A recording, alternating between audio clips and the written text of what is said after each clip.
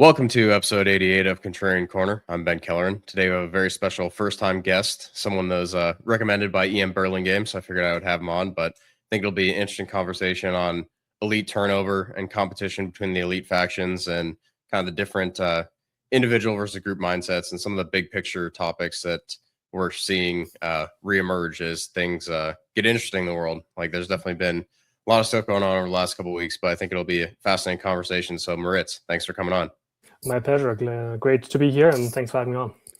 Yeah, I think it'd be good if you could do maybe a little bit of a quick introduction, since this won't be specifically focused on markets and finance, and listeners might not be familiar with their work. If you want to get into a little bit about yourself and then also where people can find you, I think that'd be a good place to start. Of course. Yeah, I'm a 33-year-old German from the city of Hamburg. I guess in terms of markets, I was quite interested in and quite proud of kind of Hanseatic League history. I don't know how many people know about that, but that's perhaps a topic to get into in the conversation.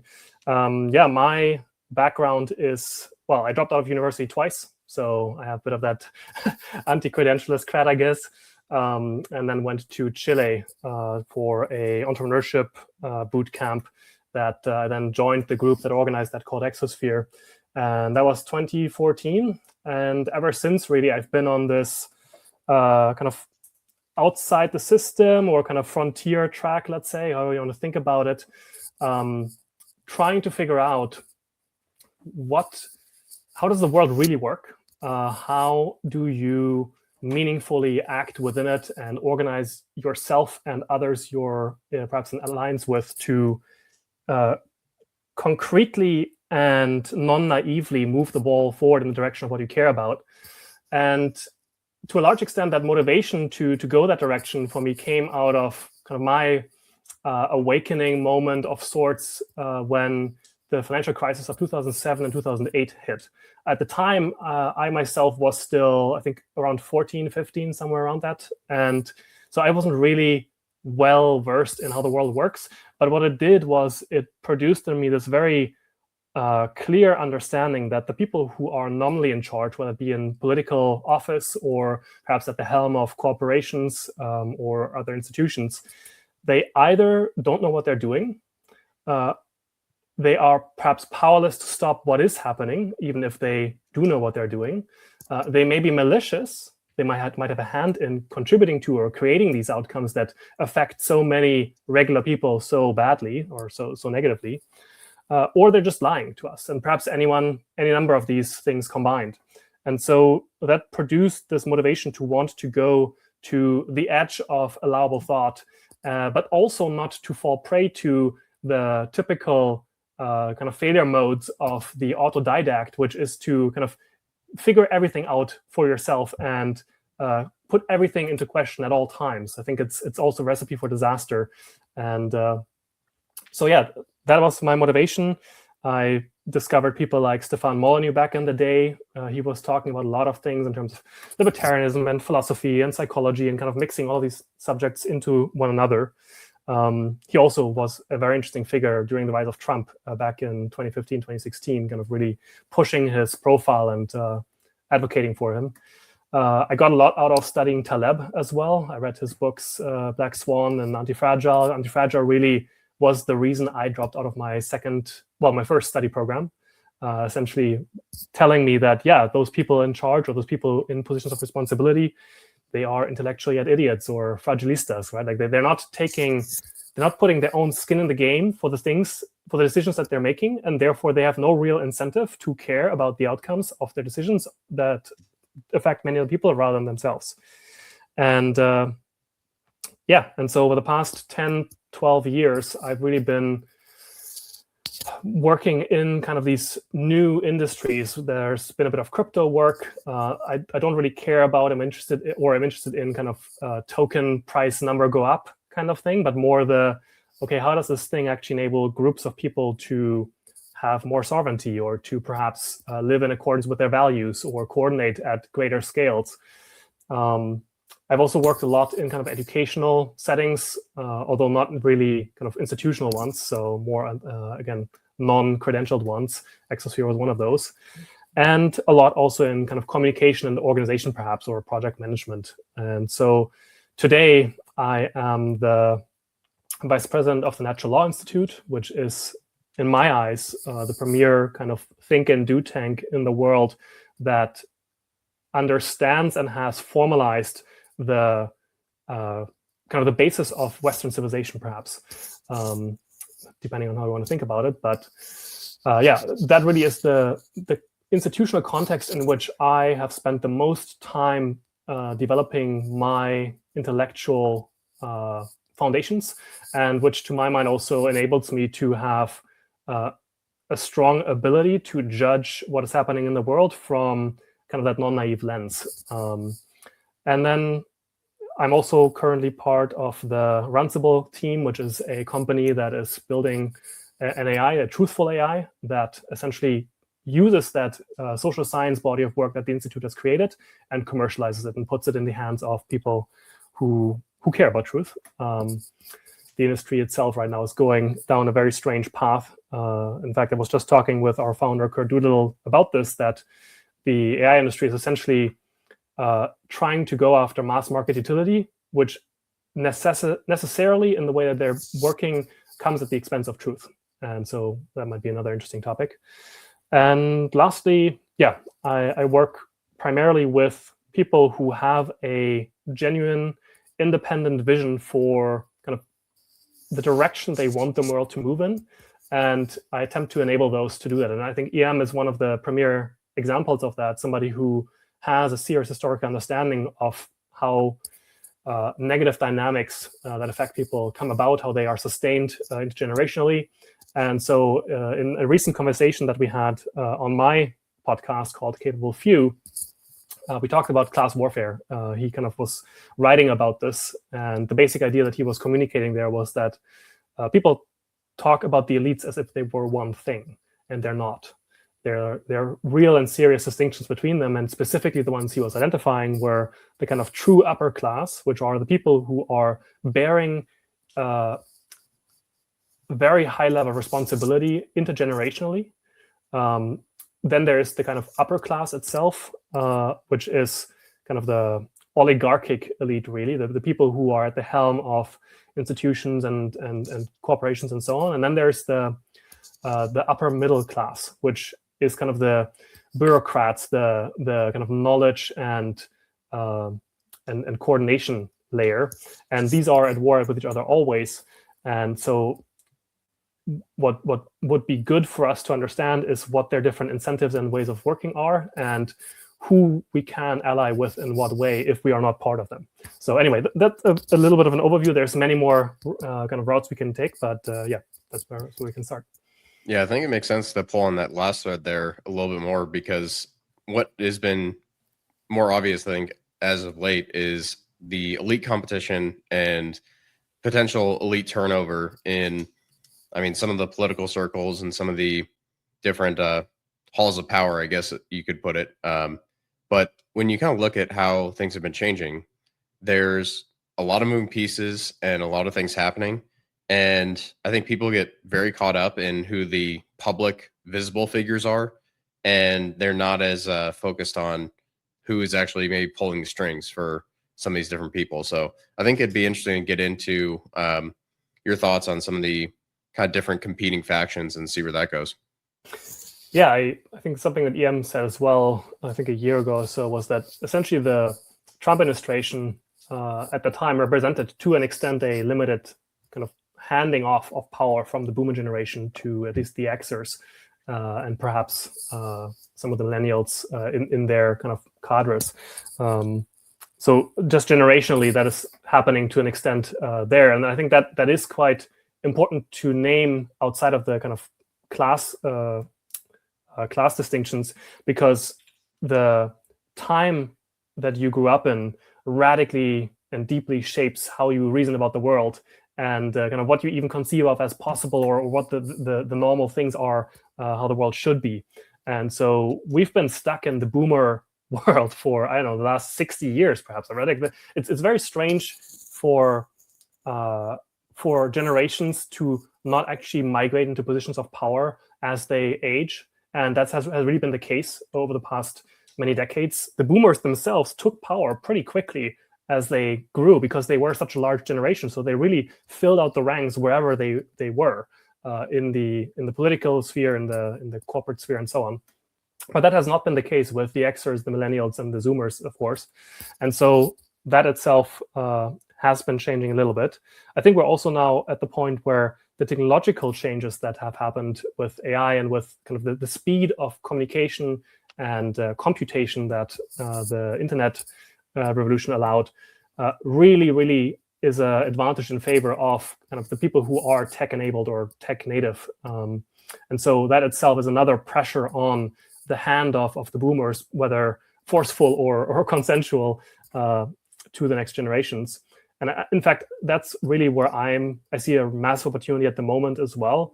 I can see it right now happening to one of the people perhaps that you might be paying attention to as well. I'm not sure, Mike from Forward Observer. And he just discovered Cloud Code as a tool that allows him to like organize files and so on, which if you don't understand how these things work, and if you haven't used them, it's really hard to understand. But well, essentially, you can cut down so much time that would otherwise go into the mundane tasks. And so that's something that the people who are using tech meaningfully have as an advantage over the people who are just doing everything manually. So anyway, those two things I think are real and they're important, and they are another one of those current dynamics that are playing into this. But the class dynamics and the different factions of elites that are currently competing, I guess we have to ask ourselves at what level of analysis are we trying to go there? Are we going here on the US, in the US context? Are you interested in that, or are you talking about kind of globally? I mean, my focus has always kind of been the US and then working my way out from there. But right. I think it compares to some of the different factions.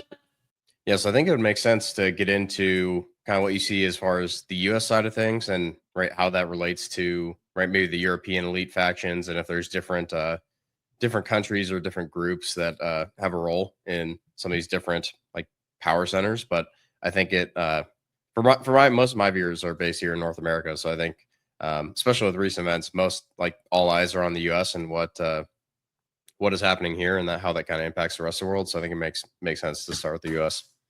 Right.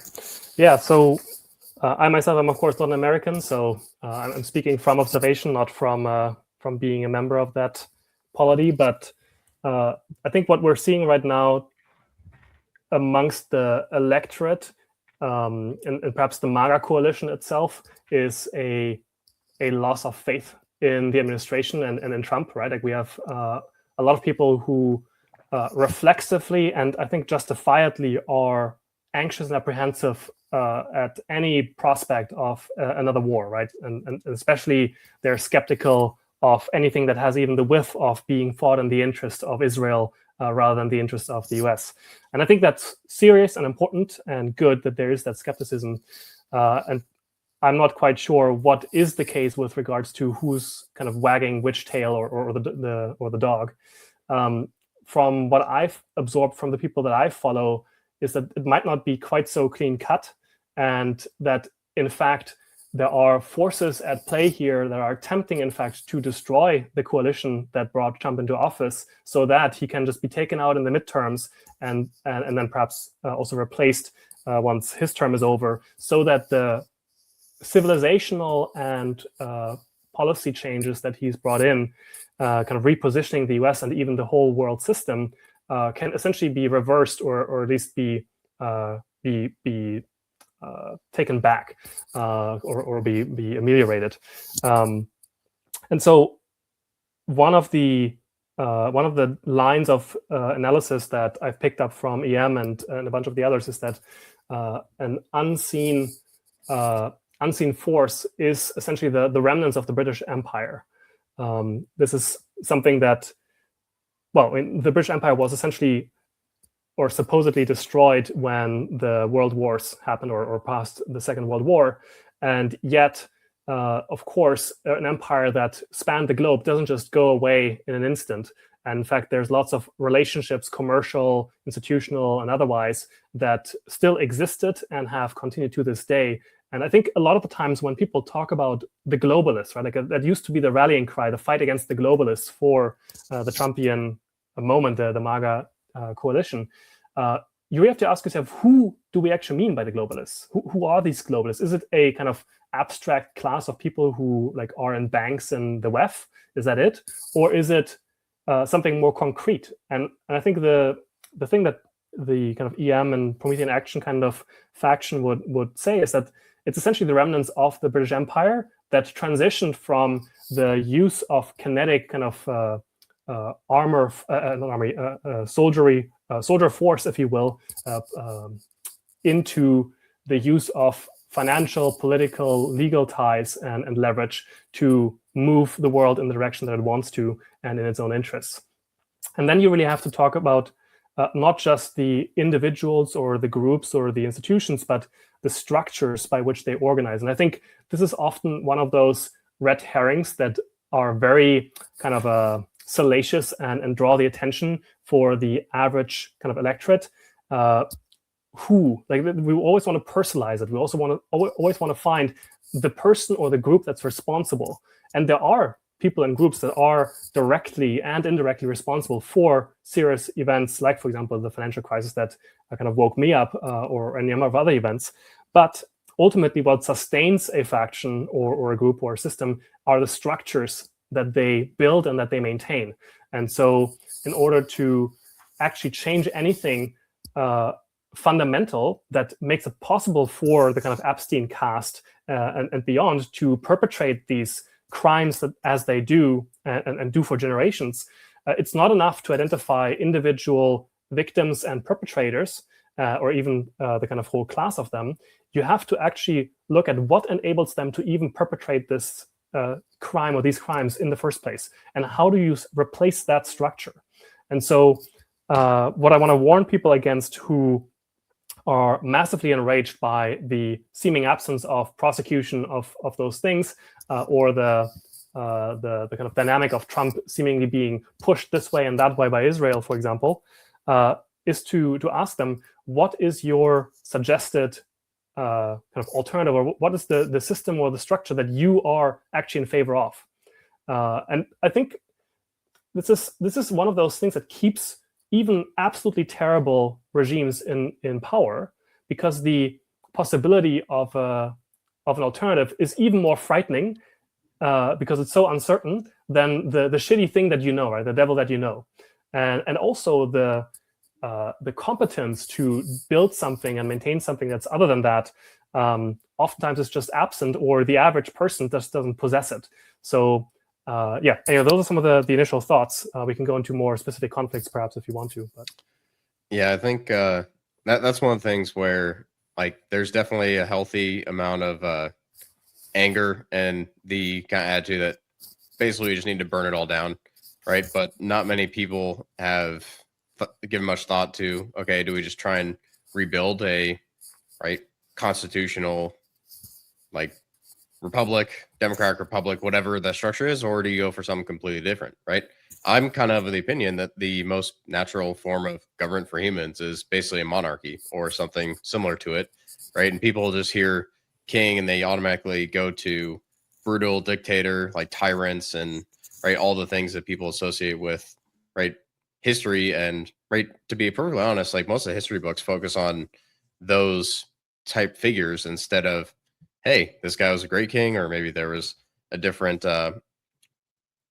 focus of someone's like reign. But in reality, when you look at kind of the structure that you need to have, like a basically structure where like the buck stops with the monarch, and he's like basically the final judge as far as some of the most important things, right? That takes a distributed power structure and network of people that he trusts and all these different things, where I kind of look at it and say, okay, if we're going to fix this and go to something different, I think it has to be something where instead of a unaccountable group of government agencies and NGOs and all the different kind of power structures that you see now, there needs to be more accountability. But I think if it's more obvious who's in charge and who's making the decisions, right, those people will be getting the credit if things go well, Right. but they'll also be getting punished if Yes. things don't. And at worst, their head cut off. I mean, it's happened many, many times in history, right? Like if you are responsible either for the harvest failure, whether indirectly or directly, or whether if you fail to defend the group, or if you abuse them, then ultimately there's strong incentive for either the elites or even your people to come at you. So I agree in that regard for sure. Well, I think just that jump in and add on to that, like if you get a king that isn't ruling in the best interest of the country and of his people, right, he's not going to be king for long. If, and I think this is the big one, if the people understand how the world works and are capable of putting up serious resistance. I mean, it also, of course, depends on the general IQ of the population. Like, I think it's not necessarily an issue in let's say, Britain or France or Germany, but if you perhaps go to an African country, it might be harder to have a functional constitutional monarchy there, although, of course, that maybe you can. I mean, this is one of the other fights, perhaps, that are very much real at the moment and have been throughout history, which is this fight between systems, right? Like fight between systems of organization. I myself have gotten a lot of mileage recently out of studying EM's work about the conflict between the US and Britain historically. I mean, I didn't really know up until recently that the whole fight of independence against the crown or against Britain was preceded by about 30 years of attempts to redress those grievances that they ultimately articulated in the Declaration of Independence and then kind of formalized in the Bill of Rights and so on. There were 30 years of attempting to get those grievances redressed through the legal means, through appeals to the king and the crown and kind of the colonial governing structures, until they could take it no more. And this conflict, this is another thing that EM also talks about often, which is that wars don't really end unless one side is obliterated completely. Like, they just carry on in other forms. And so the conflict between Britain and the US also hasn't gone away. It might have a special relationship because the stock of the people that built and maintained the institutions was very much similar or genetically close to one another. But institutionally, the conflict between the crown or between the parliament or the state apparatus of the UK or the Great Britain was very much in conflict with the US. And in fact, I would go so far as to argue that a lot of what we see as the US acting kind of as this massive belligerent in the world, killing millions of people kind of in these forever wars that so many are so sick of and want just nothing to do with, is in fact a downstream effect of the kind of British system influencing the policy-making institutions in the US such that they effectively could commandeer the US as kind of the muscle for their brain, if you will. There was a very real American system of political economy that Hamilton and kind of Jefferson and so on built, which was in direct refutation of how it was done in Great Britain. And that itself has been historically built up and then subverted and then partially reasserted and subverted again. And there were presidents in the US history like William McKinley or Andrew Jackson, who very much kind of pursued this independent path of development that very much consisted of kind of building up internal industrial capacity, building up an internal economy, being largely autarkic or self-sufficient, and not really doing the whole kind of free trade imperial strategy. And then we had things happen like the Federal Reserve being created and a number of other things like other institutions being created that then pushed the US further and further back into that older system and that system of control. So it is very hard to analyze these things at kind of one layer and say these are dynamics that are going on. And in fact, if you have no clue of history, then you're basically flying blind. So I've really gotten recently more and more mileage out of really going in on the history rather than just the kind of surface level political conflicts that, generally speaking, are framed inside of a whole a whole way of viewing the world that itself you have to question first. And I think this is something that I've seen Trump do, which I'm quite encouraged by, which is essentially creating alternatives to existing structures. I don't know how much you've been following the whole Board of Peace, for example, but that is essentially an institution he created as an alternative to the UN for the Gulf states and the kind of Middle East to come together and to have channels of communication and coordination that don't rely on that established structure of the UN, and therefore allow them to actually solve problems and do good for the people. And so I think as long as Trump keeps creating these kind of alternative structures, he may have a real shot at getting us in, from my perspective, the right direction.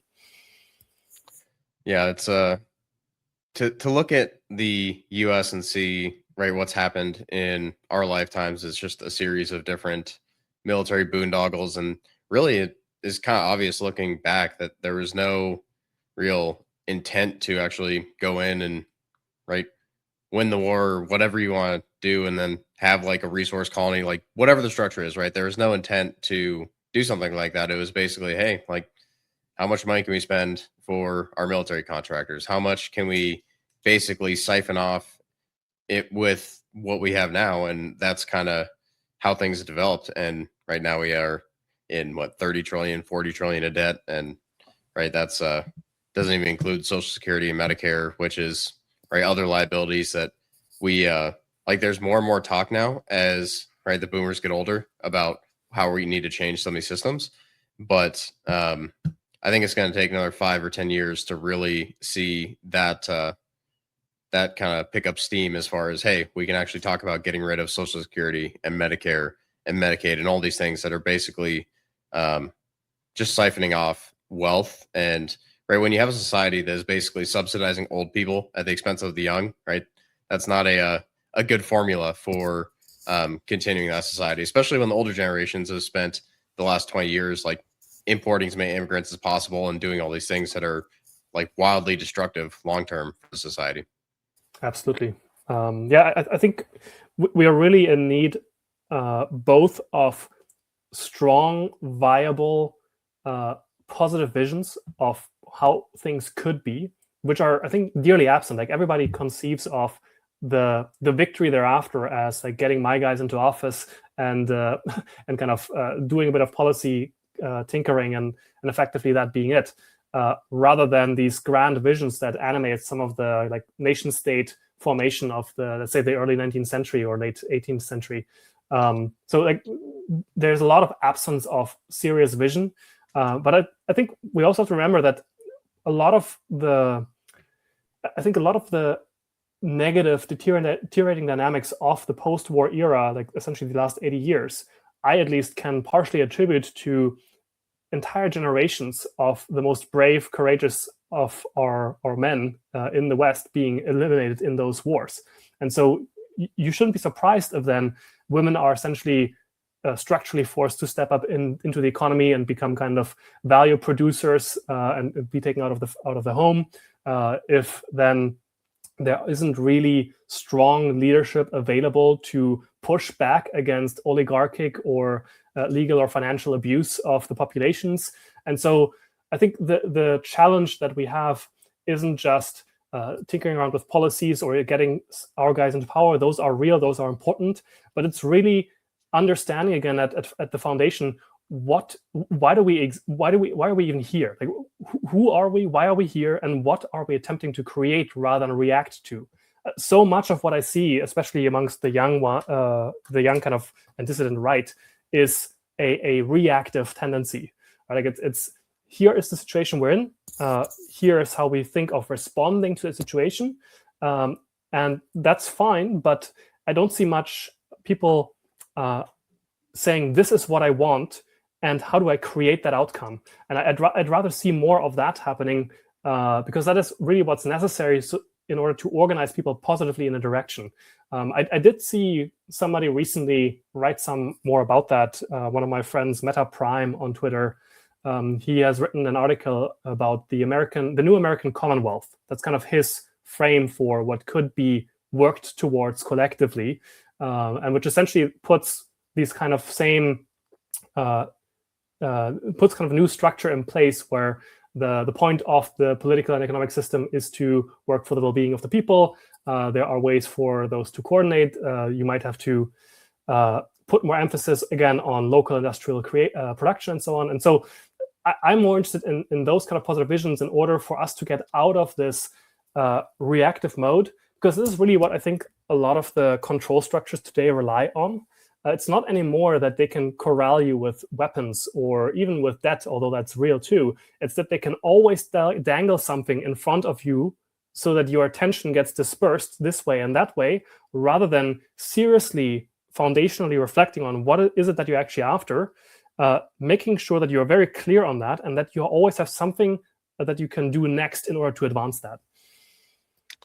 Yeah, it's when you kind of look back and see how history has gone, though, I think one of the things that the kind of right wing or whatever you kind of want to call it, one of the things they get right is that to get to that next system, you basically are going to need a clean sweep of basically lots of rope and lots of guillotines for some of these different people that have been, basically like in power for 70, 80 years as a group. But more recently, like you see just how out of control some of these people are as far as what they do on their free time and which islands they may visit. But the other thing I think that is starting to happen is people are saying, hey, like, what do we actually want? And that kind of goes into your thoughts on having a positive vision or what something you actually want to build. And I think that's where people are going to realize it's not it doesn't really work to have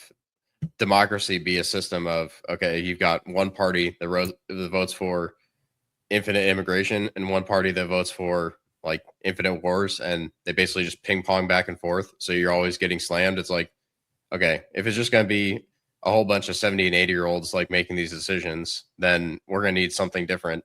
And I mean, maybe to reform Congress, you need to put like a hard age cap at 60, because once you get past a certain point, you don't have a long-term time horizon, and you typically start to slow down mentally as well. So, right. I mean, I'd be all for some of these things, and maybe you can put a exemption in if enough of your people vote for you. But I think there really needs to be some consideration on, hey, like, it's not you shouldn't have people dying in office, basically, right?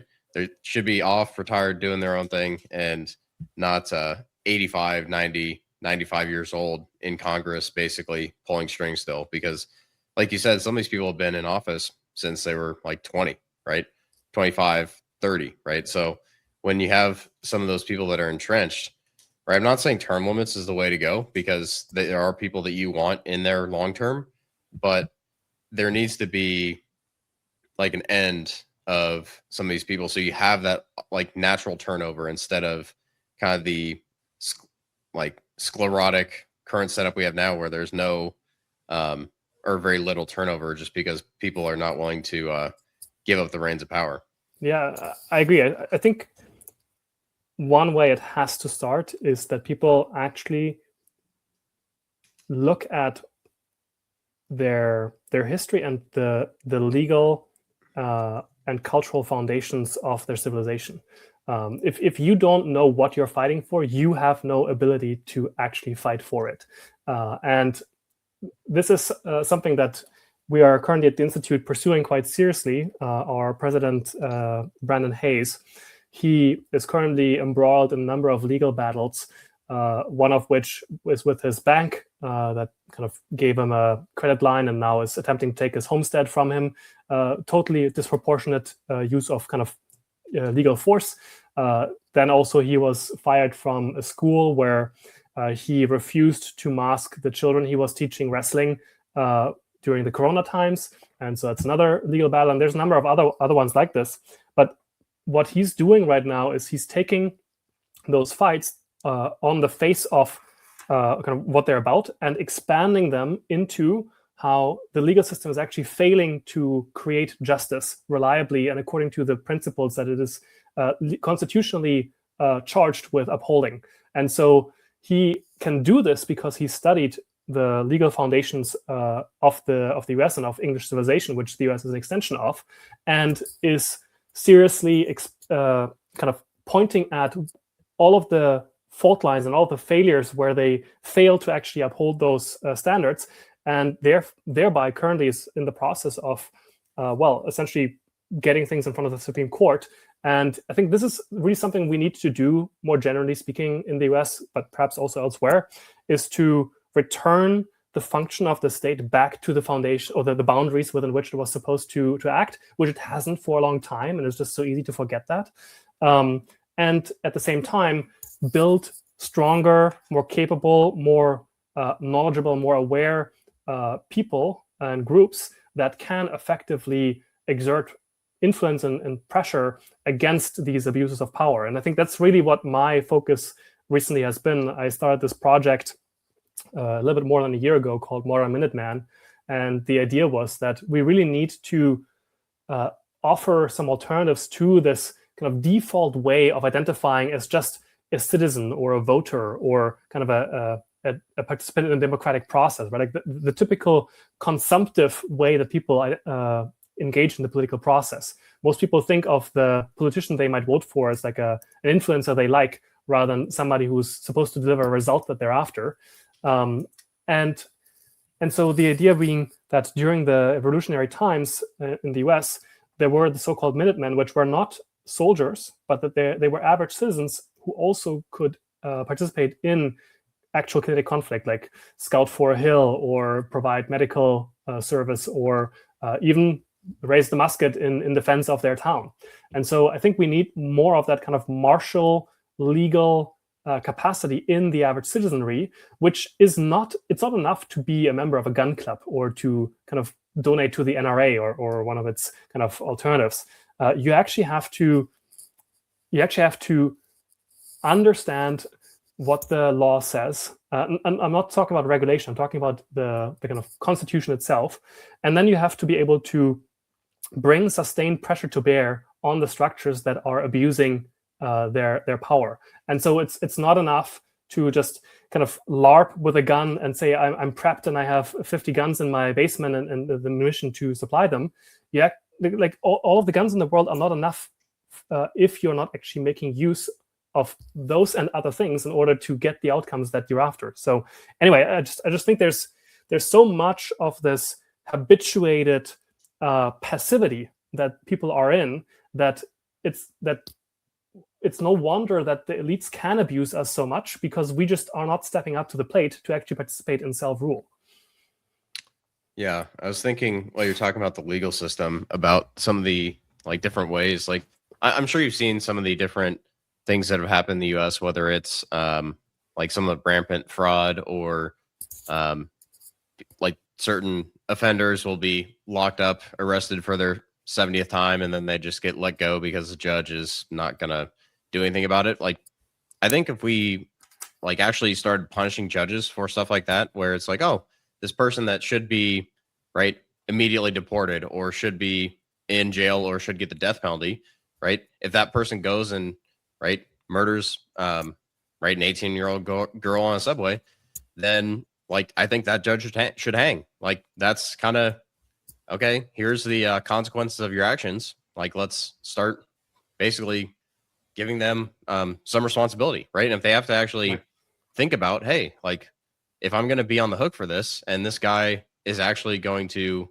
like reoffend or commit other crimes, and maybe for the fraud side, it would be, okay, you let your friend at the NGO that has scammed the country out of millions or billions, right? Then you basically get all your wealth confiscated, right? If there's different like punishments for the actual legal system, I think that would be a good way of keeping a lot of the judges and a lot of the what we have now in line, because right, no judge sitting on a bench, right? They get off on the kind of power they have, and no judge would like risk basically, okay, it's potentially my life if I let this guy out, and right, he's on track for what, his 15th arrest in what, 10 years, right? So I don't know if you have any thoughts on that, but I think that would be a good way to kind of automatically poke and prod the legal system into a direction where it's like, hey, we're actually going to punish people for crimes, and we're not going to go overboard on certain things, and we're not going to allow certain things to go unpunished. Yeah. I actually want to use this opportunity to kind of speak to the audience here and invite whoever is listening to this to actually take stock of the people and the kind of structures in your county, or the problems perhaps that are taking place there, or county or municipality or whatever the kind of the place you're in, and actually seriously think, what is going wrong right now? Is it stuff that perhaps you're being that is being reported that you're aware of? Is it something that your family member told you about, or some fight that you're embroiled in? And think seriously about, okay, what's going wrong here? And if you have a sense that there is something you could do, get in touch with me through the Natural Law Institute, or I'll give my contact information to Ben, and he can put in the description perhaps. And I'd be happy to help you strategize an effort that can actually go and implement a remedy to that. I think we have to, again, take seriously that the grievances we have are not just a thing we can hand off to the system to pursue and then to fail to do anything about, which is generally what happens. And instead to actually say, no, I'm going to get the outcome that I want, and I'm going to keep going for as long as it takes and as much as it costs me to get the outcome. Because if we're not putting consequences, as you said, if you're not giving consequences to the people who are doing bad things, then they're just going to continue. And guess what? You're going to take it because you're not willing to put up with it. You're willing to put up with it. So anyway, yeah, there are real things you can do. I just came from Sweden, in fact. I was spending a week there at a friend's place. He's done something like this. Like, he's moved to the countryside with his family. He brought 4 other families there as well that live in the town that he moved to. And they are locally starting to build up capacity there. They have a kind of school building that they bought, which they can house people in and that they can host events at. He recently was in touch with kind of the local politicians and asking them, like, okay, how do I stay abreast of what's happening in the political system here? And they effectively told him, well, you can't. If you care about knowing what's going on, you have to be physically present at the party meetings that are doing the decisions, which is crazy, actually. And so what did he do? He didn't just take that. He said, okay, I'm going to create a digital local newspaper that's going to aggregate all of the stuff that is being reported from the local area and create new articles that can potentially put pressure on the people if they're doing something nefarious. And then perhaps I was kind of playing with the idea, okay, how could you take this further? Well, you can use some AI stuff. I've been working with these tools as well, to create a kind of ongoing process that emails, like, I know, the courts and the kind of education board or whatever other entities are there that you want to kind of put pressure on, like on an ongoing schedule, like, hey, I'm a concerned citizen. I care about the success and well-being of our local area, and I would like to know what your activities have been recently. And then perhaps if you can discover stuff from what they tell you or from the people that you are connected to that are going wrong, actually just ask them hard questions. And if they don't answer them, go to the newspaper and attempt to get them. Like, you have to think about this creatively and like a kind of political operator, rather than just, I saw something, let me tell to other people and ask them to take care of that. So yeah, I think it is basically, if you look at it as a giant puzzle, you're going to have to take different approaches to different problems. And I think we're kind of getting to a point where if we don't start making some changes soon, then there is a point of no return approaching on some of these issues, whether it's immigration or government spending, government responsibility, all that stuff. But it'll be, I'm very curious to see if people start to wake up, because the first kind of step in all this is having like the Overton window and the topics of conversation shift enough to where it's, okay, this is a like actual conversation happening between enough people where, like, okay, this is kind of hit critical mass and we're talking about like Israeli influence in politics way more than we were 5 years ago. And we're talking about, what's going on Epstein Island. And we're talking about all these different things. And I think that's the first step, but there needs to be some sort of action taken.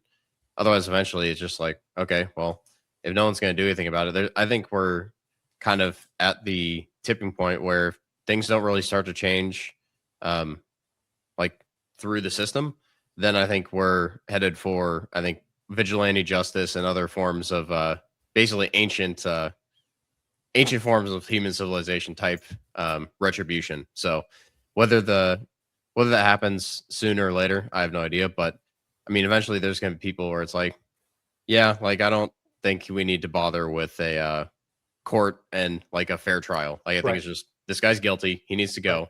And especially when the legal system has been shown to like let those people off on a regular basis, it's like, well, then like let's skip the judge that is crooked, right? So I think that's an interesting rabbit hole to go down. But you kind of talked a little bit about AI. I want to get into that and your thoughts on where that leads, because there's different forms and different setups, and I've been impressed with how far kind of the tools have come over the last like 12 months. I was very much like actively avoiding AI tools up until, I don't know, like several months ago, and then started to poke around and see like how far it'd come. I was like, okay, this is at least for what I was using it for, it's basically search on steroids.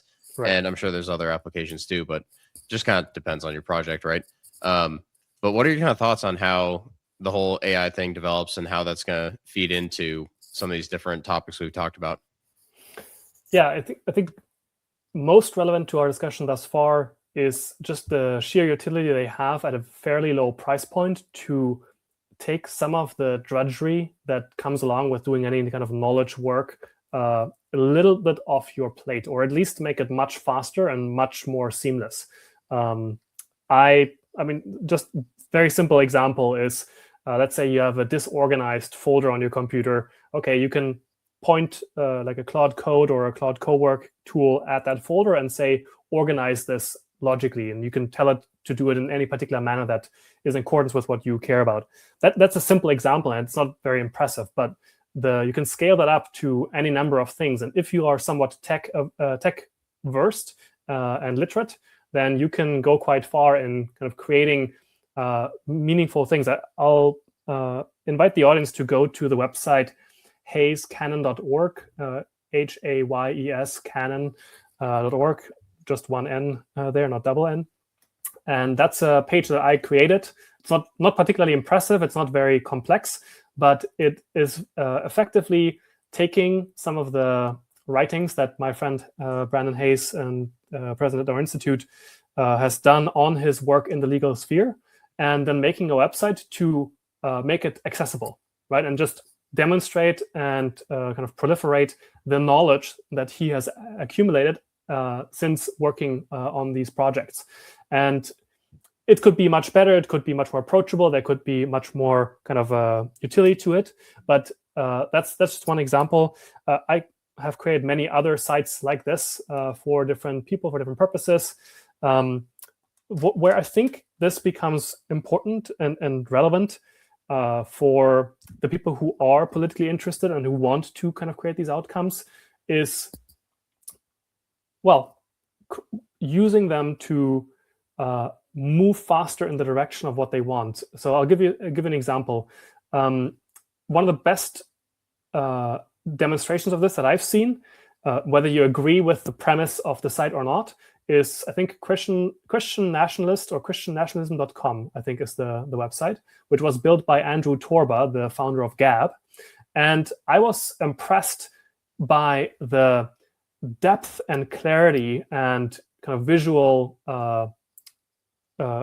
support that he was able to put behind the case he's making for his new political vision. I myself am not an advocate of that particular vision, but just using the technology that is now available to put something like that out, let's say in a week or less, is just crazy. That a project like that would have taken somebody probably at least a month to put together, not even just conceiving of the content that is put on there, but then also how to actually display it well. And now you can do it quite quickly if you are somebody who has kind of a coherent mind. I think that's the crucial piece. So those are some examples of what you can do. That one has kind of just the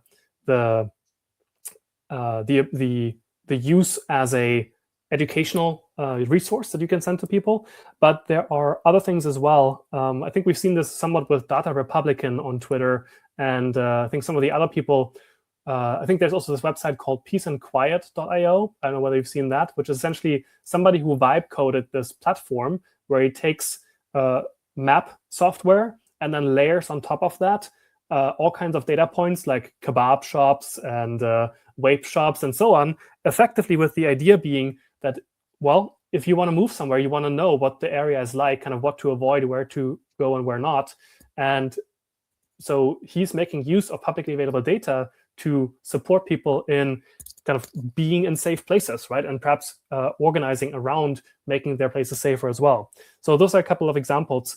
And yeah, there's many more things you can do with it. It's really limitless. The thing I want to impress upon people is it's not a panacea. It only will do what you're capable of conceiving, and then a lot of the times the stuff that you build or that you use is not secure. And especially if you're not a software engineer, you're going to kind of leave yourself open to all kinds of manner of abuse. We've even seen recently kind of very seasoned industry professionals, even people who work in the security and cybersecurity fields, installing this thing called OpenClaw on their infrastructure, and then for some reason being surprised when it goes horrifically wrong, when perhaps their Bitcoin wallet that they hooked up to it suddenly is spent, or any number of personal data points being leaked. So beware, like buyer beware, be careful what you do. But I think take seriously that these tools are here. They're here to stay. They're going to be extremely useful to whatever purpose you want to put them towards. And in fact, I'd be happy to support people who want to know what they can do kind of in the direction that I said earlier, like, right, like if they have a problem in their locality or if they want to see an outcome realized that they're after, I'd be happy to help them strategize around that. And that's also really what my project Modern Minutemen is going to transition into now. I've done 2 different cohorts of a month long each, where it was all about teaching people the basics, for example, of natural law, and then also kind of how to position yourself and operate in the kind of digitally enabled political battle. And so if people are interested, they can go to modernminuteman.net. And I think at the top of the website, I currently have this readiness check, which essentially lets you take a short quiz to get a sense of how well are you positioned with respect to kind of not being influenced too badly by people who don't have your best interests at heart, like how strong are your relationships so that you can actually do real projects and so on. Yeah, I think it's useful for the tool as far as I need to research things or dig into like a bunch of different topics all at once, right? That would take some of the stuff I'm doing now in like a couple days would take weeks or months, like in even just 5-10 years ago. And so that's what I think it's useful for, but it's also can be used to produce a lot of slop, and some of the outputs definitely need to be checked as far as, hey, like if you have enough subject matter expertise on what you're working on, then like, hey, you need to double check this, or like that's not right. But if you're just using it to completely start from scratch on something, you need to be able to think critically about the output it's giving you. Yeah, don't become a slop merchant. I think it's quite critical to maintain your voice. And I think I've seen far too many people who I even respect make too liberal use of AI for kind of posting stuff.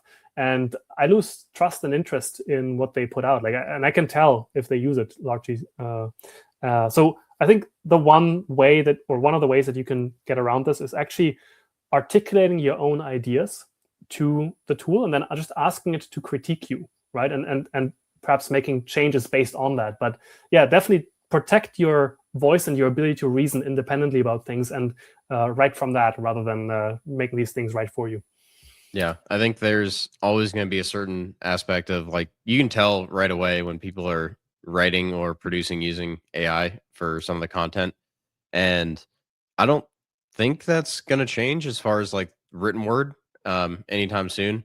I know the visual side and production side has gotten a lot closer to reality as far as video, but you can tell like right away when people are using it to write, and that's kind of why I still write 100% of any Substack posts or anything I'm working on, right? Just because there's certain things that I would say, or like throwing in a sense of humor or like throwaway comments, like, right, the grammar might not be perfect. There might be different pieces where it's just right, not the cleanest use, but it's the way AI and those tools write. It's very robotic and it's very kind of monotonous. I Because don't it know. doesn't have a perspective, right? Like it has no interest. It doesn't care about anything. It's just creating stuff from its weights and from the input. So yeah, like Yeah. it can't really make observations because it's not acting in the world. So Yeah. for sure.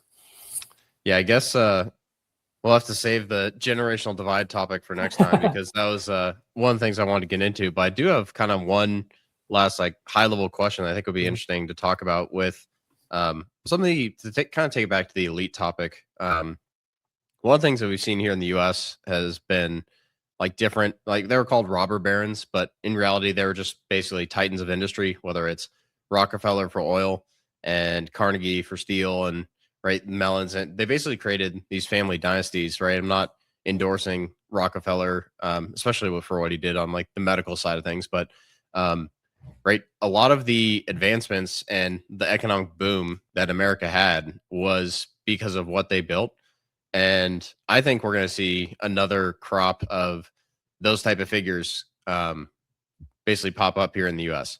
Right? I think that's where I think that's going to drive a significant portion of the elite turnover.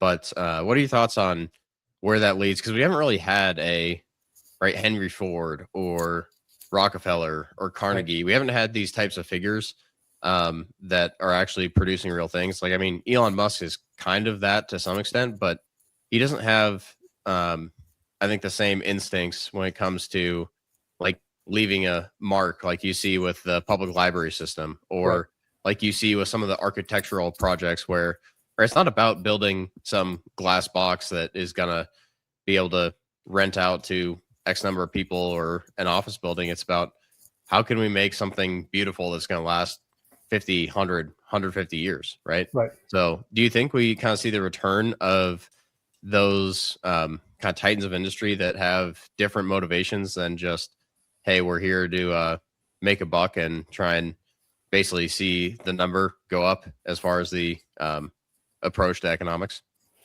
Yeah, I mean, I think that Musk's journey is quite instructive in this regard because he didn't start out that way at all, right? Like he was not interested in those issues, but he was forced to be interested in those issues because those issues were interested in him, right? Like this is the typical thing. Like people, oh, I don't want to have anything to do with politics. I don't care about politics. Yeah, but politics cares very much about you. And so at some point, you are forced to defensively involve yourself in this stuff if you like it or not. And I would actually go so far and argue that we should actually stop being defensive and instead be offensive. We should go on the offensive, and this is where I think that whole positive vision matters so much. Like if you have an alternative that you can suggest to people, you actually have the ability to pull people away from the existing structures. But that's kind of a bit to one side. I think Musk very much has a shot at becoming somebody like that. He does work in the real world, right? Like he has the robotics, the Starlink. These are real things. I am still not quite sure how much of that is actually his brilliance, which I think is vast and real. But I think there's also a serious case here of under discussed, probably elite elevation that happened. I don't think you get access to and create those technologies without the buy-in from the power structures behind the scenes. And especially if you think about what the utility of something like Starlink is to the American military and the intelligence apparatus, you're playing by their permission, really. So yeah, that being said, I think there's also something here where the elites, like the Rockefellers and so on, that built these libraries and such in the past times, it's not that they were just motivated by these amazing kind of high motivations, right? Like they actually, what a lot of what they were doing was washing their reputation clean as well from the stuff that they themselves, quote unquote, perpetrated, right? Like in the course of building out the railroads and kind of building these industrial systems and so on. So I don't think we should idolize too much as well prior times with in that regard.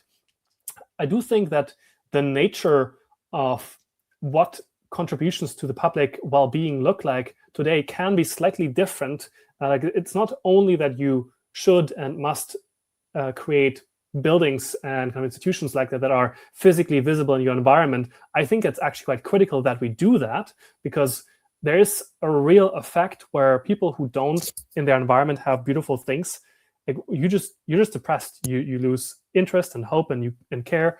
And so I think it's quite under discussed how relevant, how important that is. But there are also other contributions you can make, and I think kind of Musk's Doge effort is an example of the kind of thing that an elite actor can do today that also can have serious positive impact. And so it really comes down to organizing people and creating things that continue to allow people to organize themselves. And so to the extent that we have some of these billionaires doing that, that would be good. But that would mean that they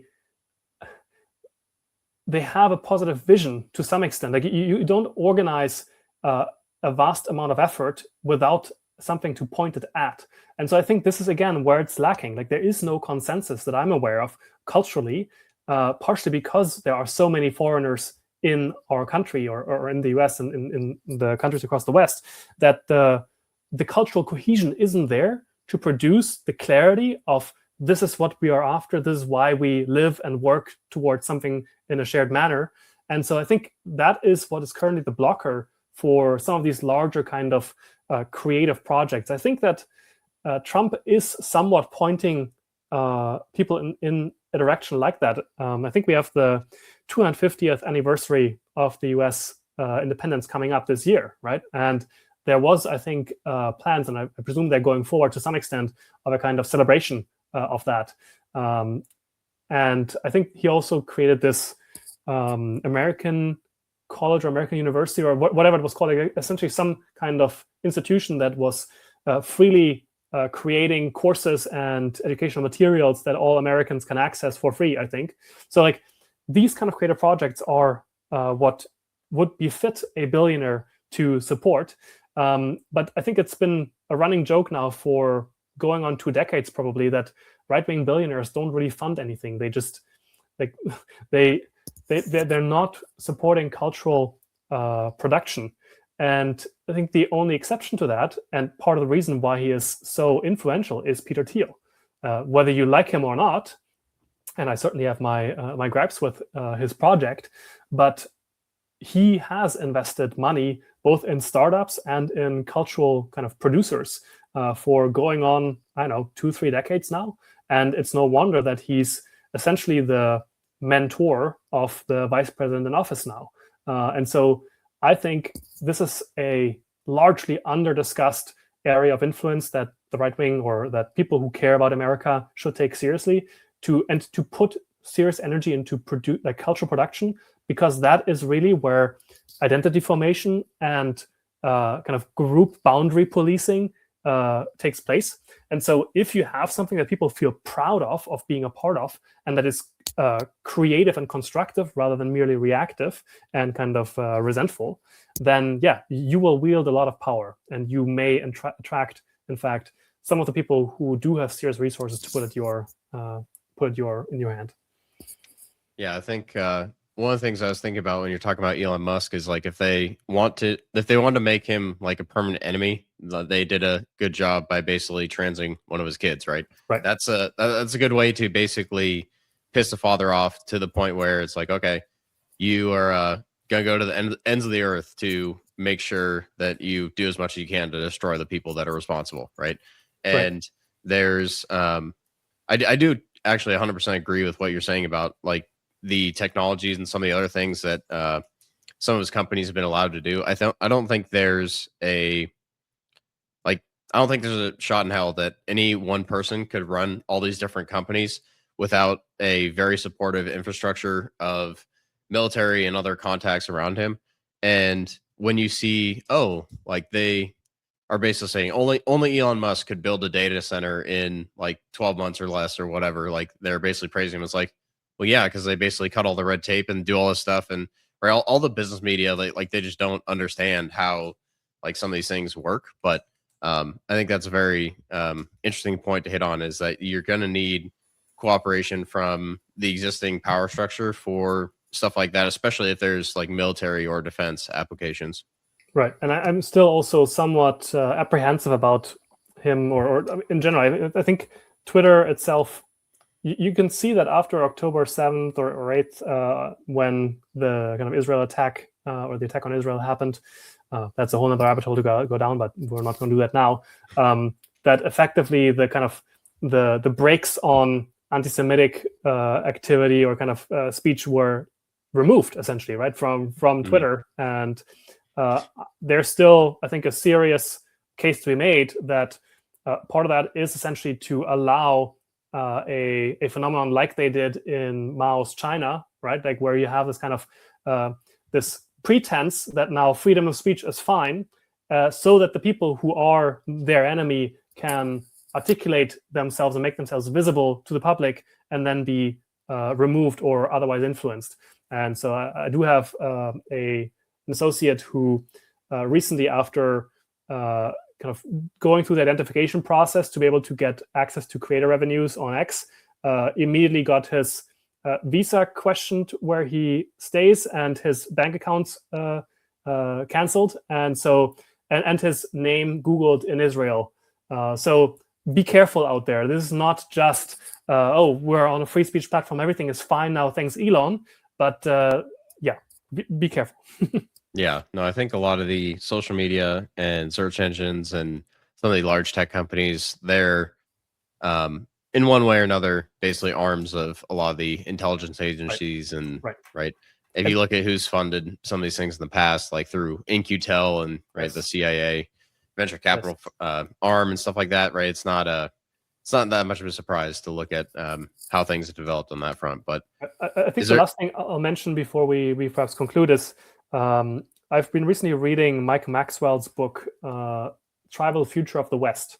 And I think the interesting point he makes is about para-sovereigns, the idea being that we're now in a period of time where power is likely to devolve somewhat away from the top.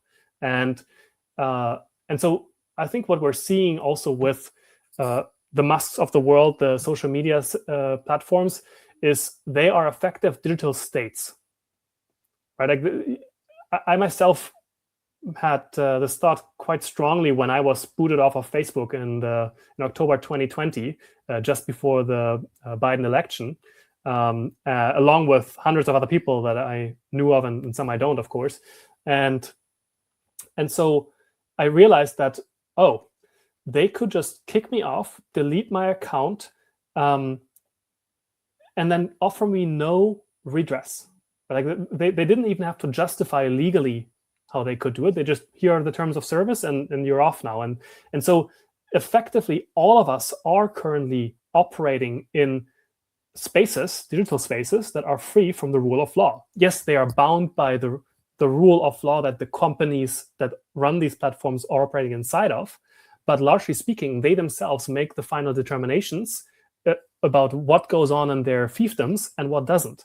And so it shouldn't be a surprise to us that our freedoms or our ability to do things and organize are so effectively eroded when we are constantly spending the majority of our time in spaces that are not actually subject to the typical protections that acting in the real world otherwise provides us in kind of the constitutional or legal sense. And so all of that to say that I think one of the things we have to let go of to some extent, or at least supplement, is the democratic or kind of democratic nation state or kind of liberal political system that we thought we grew up in, and that it forms the baseline of assumptions for us as to how the political systems operate, is no longer operative. Like it's still there as a system and kind of as institutional structures, but it's been either eroded. It's an illusion. It's an illusion. It's an illusion, and it's been supplemented and partially overcome by other power structures, including these digital platforms. And so I think the period of history to look at in terms of understanding how a world works that doesn't have a clear top of the food chain, if you will, and perhaps competing power structures that are of different natures, is the Middle Ages. Because there you had overlapping kind of spheres of influence between the papal states and the kind of the religious authorities and the guilds that regulate commerce and trade. And so you didn't have just one legal system within which the state was supreme, but you had kind of overlapping structures. And I think we are currently in a world like that. And so it would behoove us to really take that seriously and to, in some sense, also see the good in that, because it means that we can actually effectively act within multiple competing spheres of influence according to what we believe is viable. So, yeah. Yeah, no, I think that's a good place to wrap up, is because you see how all these different things are changing and how quickly things are moving as far as, okay, you've got the different events going on in the real world, whether it's Iran and Israel this week. And I mean, the last year and change has been very has been accelerating basically. But I kind of look at the post 2020, like the COVID, as that's kind of the new world we're living in, and pre 2020 is like the before times. Yep. And I think that's kind of the dividing line, and I think that's more and more obvious as we kind of get into this decade of the 2020s. But one of the things that's interesting to think about as you kind of see how these things develop is how quickly some of these things are changing, and how quickly like the narratives shift, and how quickly some of these things can happen. I think that's a good reason to be optimistic, is because when you see, okay, there's a lot of people who understand some of the problems,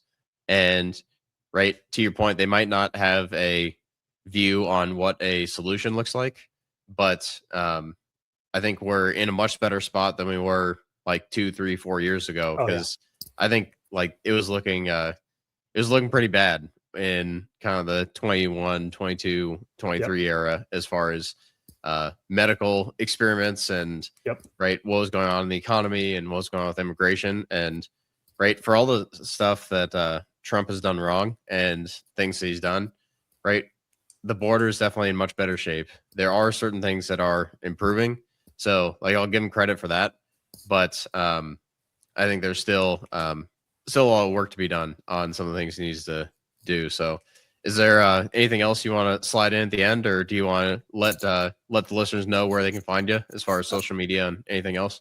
For sure. I think, again, I'll repeat it one last time.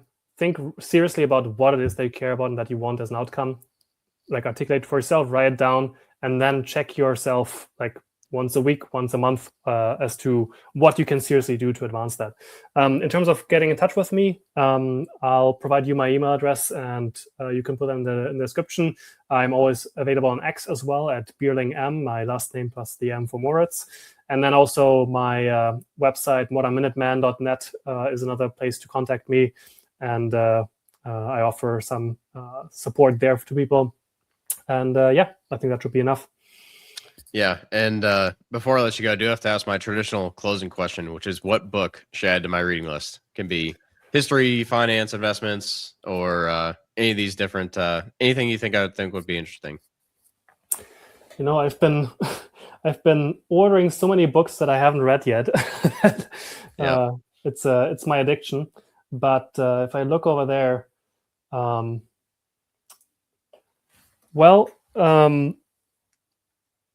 the book that massively changed the course of my life is for sure Anti-Fragile, but I'm sure you've already read that. The book that I'm reading now is Tribal Future of the West by Mike Maxwell, and I do recommend that. Okay. Yeah, I'll definitely have to check it out. I'm definitely in the same boat as you, as far as like the reading list is way more is way longer than I have time for, but you're gonna keep adding to the list, keep buying the books, and I'm not sure I trust the digital copies for a lot of stuff, so it makes sense to have paperback versions for a lot of it. So anyway, I really appreciate taking the time. I think listeners will definitely find it interesting, and I'm looking forward to the next conversation, because I think there's lots of different directions we could take this for another round, but I think it'll be exciting to see where all this stuff goes. And I think with that, we'll be wrapping up. Thanks for stopping by, and we'll see you next time.